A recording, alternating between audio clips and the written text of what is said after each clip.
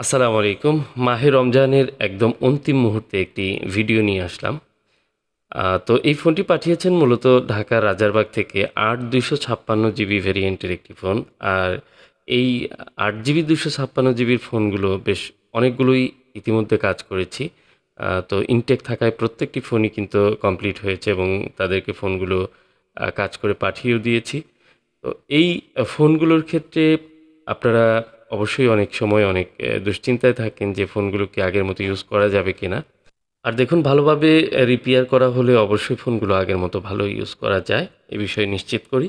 তো আজকের ভিডিওটি একটু ব্যতিক্রম থাকবে, কিছু বিষয়ে কথা হবে। যেমন মাহে রমজান মাসে আসলে অনেক কাজের ব্যস্ততা ছিল, অনেক ভিডিও কম এসেছে। কিন্তু এত ক্রিটিক্যাল কিছু কাজ করেছি, সেখান থেকে ২-১টি কাজের বিষয়ে শেয়ার করব। হয়তোবা ভিডিও শেয়ার না করলেও কিছু ব্যক্তিগত অভিজ্ঞতা শেয়ার করব, যেগুলো হয়তো সবসময় হয়ে থাকে না। তো ইনটেক ফোনগুলা যেগুলো এই ফোন প্রসেসর ইস্যু নিয়ে যারা পাঠান তাদের প্রত্যেকটি ফোনই কিন্তু ঠিক হয়ে যায়। একটি নিশ্চয়তা রয়েছে যে পোকো X3 Pro, X3 বা এ ধরনের প্রসেসর ইস্যুর যে ফোনগুলো রয়েছে সেগুলো আপনারা আসলে এগুলো রিপেয়ার হওয়ার মতো ফোন, যে কারণে মিসিং হয় না। তো আপনারা চাইলে এই ফোনগুলো আমার কাছ থেকে রিপেয়ার করে নিতে পারেন। সেক্ষেত্রে আমার হোয়াটসঅ্যাপে অবশ্যই যোগাযোগ করে কুরিয়ারে পাঠাবেন অথবা সরাসরি আসতে পারেন। আর ফোনগুলো অবশ্যই ইনটেক অবস্থায় পাঠাবেন, কারণ কাজ করা ফোনগুলোর ক্ষেত্রে আসলে অনেক বেশি আমি বলেছি যে এই কাজগুলো করতে চাই না, হয় না। এর কারণ এমন কিছু কাজ পেয়েছি যেগুলো বাস্তব অভিজ্ঞতা যদি আপনাদের সাথে শেয়ার করতে যাই, অনেক ধরনের ফোন পেয়েছি যেগুলো প্রসেসর ড্যামেজ। সেগুলো তো একদম সুনির্দিষ্টভাবে প্রসেসর ড্যামেজ হয়েছে এটি বলা যায়। কিন্তু কিছু কাজ পেয়েছি যেগুলোতে আমি নিজেও কনফিউজড হয়ে যাই। যেমন একটি নোট 10 প্রো ম্যাক্স একটি ফোন পেয়েছি। এই ফোনটির মূলত প্রসেসরটি দেখা যাচ্ছে যে অন্য ভার্সনের বা অন্য একটি ফোনের প্রসেসর লাগিয়ে দেওয়া হয়েছে। তো আমি প্রথমে ভেবেছিলাম হয়তো প্রসেসর নতুন লাগিয়ে ফোনটি কমপ্লিট করে দেব। বাকি যে বিষয়গুলো সেগুলো চেক করতে গিয়ে দেখি স্টোরেজ আইসি, সেটির যে পার্টিশন থাকে, আপনারা জানেন যে ইউএফএসের পার্টিশন কিন্তু ব্যতিক্রম, এমএমসির মতো না। তো এখানে পার্টিশন কাস্টমাইজ করা যায় বা পার্টিশন ভিন্ন হয়ে থাকে। তো ইউএফএসটি আমি চেক করতে গিয়ে দেখলাম ইউএফএস স্টোরেজটি ইউএফএস 2.2, বাট স্টোরেজের যে পার্টিশন রয়েছে সেটি ভিন্ন। মানে হচ্ছে যে নোট 10 প্রো ম্যাক্স বা নোট 10 প্রোর যে স্টোরেজ সেটি এই ফোনে লাগানো হয়নি। তো সেই ফোনটির আমি নতুন সিপিইউ লাগিয়ে আমি কিন্তু প্রথমে খুব অবাক হয়ে যাই যে ফোনটি পার্টিশন প্রবলেম হতে পারে কেন? মানে ফাইল সিলেক্ট করার পর দেখতে পাচ্ছি যে ফোনটি অন হচ্ছে না বা ফাইল সিলেক্ট হচ্ছে না। এর মানে হচ্ছে যে পার্টিশন ম্যাচ করছে না, যে কারণে আমি যখন চেক করি তখন দেখি এটি নোট 10 এর একটি ইউএফএস স্টোরেজ লাগিয়ে দেওয়া হয়েছে বা চেক করা হয়েছে। তো এই যে বিষয়গুলো কাজ করা ফোনের ভিতরে আপনি নিজে হয়তোবা কাজ করছেন, আপনি হয়তো জানেন, বাট এই ফোনটি যদি সেকেন্ড টাইম অন্য কেউ কাজ করতে যায় তাহলে সে কিন্তু জানবে না যে আপনি কি চেঞ্জ করেছেন। সেটি খুঁজে বের করতে তার কিন্তু অনেক সময় অনেক লস হয়ে যায়। তো এই বিষয়গুলো, আর যার ফোন সে তো আসলে কিছুই বুঝবে না এই ফোনটিতে কি করা হয়েছে।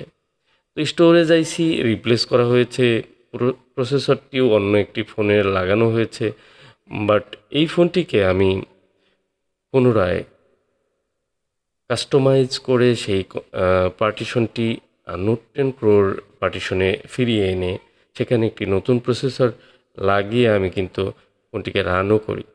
বাট রান করার কিছুক্ষণের মধ্যেই ফোনটি কিন্তু আবার অফ হয়ে যায়, কারণ ফোনটিতে এত বেশি কাজ করা হয়েছে যে ফোনটির লাইনও কিছু ড্যামেজ রয়েছে। তো এই ধরনের ফোনগুলোর ক্ষেত্রে অনেক তিক্ত অভিজ্ঞতা হয়। আরেকটি ফোনের কথা বলি, না বললেই নয়। আমার কাছে এক টেকনিশিয়ান ভাই উনি কিছু ফোন পাঠিয়েছেন, তার মধ্যে একটি হচ্ছে নোট 9 প্রো। তো নোট 9 প্রো ফোনটিতে যে প্রবলেমটি আমি পাই সেটি মানে মাদারবোর্ডটি কাজ করা, ডিসপ্লে নতুন, ব্যাটারি নতুন, এগুলো তো আছেই। তো ফোনটির প্রবলেম আমি যেটি দেখতে পাই সেটি হচ্ছে পাওয়ার আইসি শর্ট, পাওয়ার আইসিটি গরম হচ্ছে।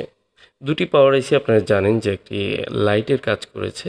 তো এই পাওয়ার আইসিটি গরম হয়ে নিচের লাইনগুলো বেশ কয়েকবার আইসিটি হয়তো চেঞ্জও করা হয়েছে, লাইনগুলো শর্ট।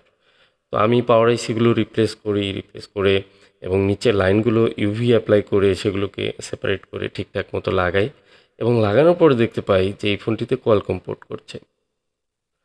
তো কোয়ালকম পোর্ট করার কারণে আমি সিপিইউটি রিভলভ করি। নোট 9 প্রো যেহেতু খুব ইজিলি বলা যায় যে সিপিইউ ইস্যু আসতেই পারে। তো সিপিইউটি রিভলভ করার পরেও দেখি কোয়ালকম পোর্ট পাচ্ছে, তখন আমি এটির স্টোরেজ আইসিটি খুলে আবার সেটিকে রিভলভ করি। যাই হোক, রিভলভ করার পর ফোনটি ভাইব্রেট হয়, মানে অন হচ্ছে। বাট ফোনটিতে একটি আজব প্রবলেম, সেটি হচ্ছে আমার যে লাইট ড্রাইভার যে পাওয়ার আইসিটি সেটি কিন্তু গরম হচ্ছে। তো গরম হওয়ার কারণে আমি কনফিউজড হয়ে যাই, যেহেতু আইসিটি আমি নতুন চেঞ্জ করেছি এবং যেখানে আমি শর্ট ক্যামেরা বা থার্মাল ক্যামেরা দিয়ে আমি চেক করি যে এরিয়াটি গরম হচ্ছে, সেই এরিয়াটি আসলে আমি কোনোভাবেই ধরতে পারছি না যে সেটি কেন গরম হচ্ছে। যা হোক, অনেক কিছু ট্রাই করার পর আমি একটি কাজ করি, যেহেতু ভাইব্রেট হচ্ছে, গরম হচ্ছে, ইভেন লেখা আসছে না। তো আপনারা খুব সিম্পলি দেখুন, battery change, display change, body change, এগুলো চেঞ্জ করা। এর মানে হচ্ছে আপনি তখন কি ভাববেন? আপনি হয়তো ভাববেন যে এটির কম্বো বা ডিসপ্লে প্যানেলটি শর্ট থাকতে পারে। সেটি ভেবে আমার কাছে একটি অরিজিনাল ডিসপ্লের সেটআপ ছিল। সেটি লাগিয়ে আমি মাদারবোর্ডটি সেই ডিসপ্লে প্যানেলে বসিয়ে চেক করি, দেখি ফোনটি অন হচ্ছে, লেখা, লাইট সব ঠিক আছে। এরপর আমি ধারণা করলাম যে এই ফোনটির হয়তোবা ডিসপ্লে খারাপ আছে।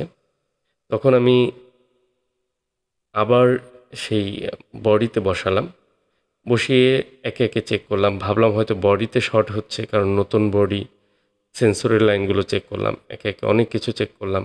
বারবার আমি চেক করতে থাকি এবং কি সেটির আলাদাভাবে চেক করা শুরু করি। দেখেন, আসলে সবসময়ই কাজের ব্যস্ততা থাকে, প্রচুর কাজের চাপ থাকে। এরপরেও আমি একটা কাজ নিয়ে টেনশন করি যে সেটি কিভাবে ফল্ট ফাইন্ডিং করা যায়। তো আমি আলাদাভাবে ডিসপ্লে চেঞ্জ করে, মানে ডিসপ্লেটি আমি লাগিয়ে দেখি ডিসপ্লে ঠিক আছে। তাহলে কোথা থেকে প্রবলেম হতে পারে? আমি তখন রেবন, লজিক, এই রেবনটি লাগিয়ে চেক করি, সেটিও ঠিক আছে। আমি বডিতে বসিয়ে চেক করি, সেটিও ঠিক আছে। ফাইনালি এটি ধরা পড়ে যে ব্যাটারির জন্য এই সমস্যা। আপনারা আসলে অবাক হবেন যে একটা ব্যাটারি, এটি হচ্ছে BN53 একটি ব্যাটারি সম্ভবত। এই নতুন ব্যাটারিতে প্রবলেম, মানে ব্যাটারি লাগিয়ে অন করলে ফোনটি লেখা, লাইট কিচ্ছু আসে না। মাদারবোর্ডে গরম হয় একটি জায়গায়, পাওয়ার আইসির পাশে। তো যে কেউ ভাববে যে এই ফোনটি ঠিক হয়নি, ফোনটি শর্ট আছে। বাট আমি কিন্তু একদম ফোনটি, মাদারবোর্ডটি কিন্তু একদম কমপ্লিট, শুধুমাত্র ব্যাটারি থেকে এই সমস্যা।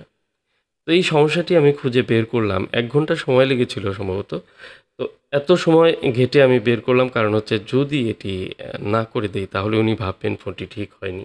উনি নিজে একজন টেকনিশিয়ান, ওনার কাছেও হয়তো বিষয়টি জটিল হয়ে যাবে। বারবার ট্রাই করতে করতে হয়তো পাওয়ার আইসিটি খারাপ হয়ে যেতে পারে, যে কারণে আমি সমস্যাটি খুঁজে বের করে দিলাম।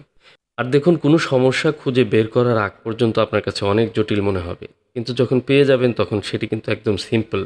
এখন একটা ব্যাটারি সমস্যা, এটি খুঁজে বের করতে এটার জন্য কিন্তু আলাদা কোনো চার্জ আপনি করতে পারবেন না। বাট বিষয়টি কিন্তু অনেক গুরুত্বপূর্ণ ছিল। আজকের মতো এ পর্যন্তই। আসসালামু আলাইকুম।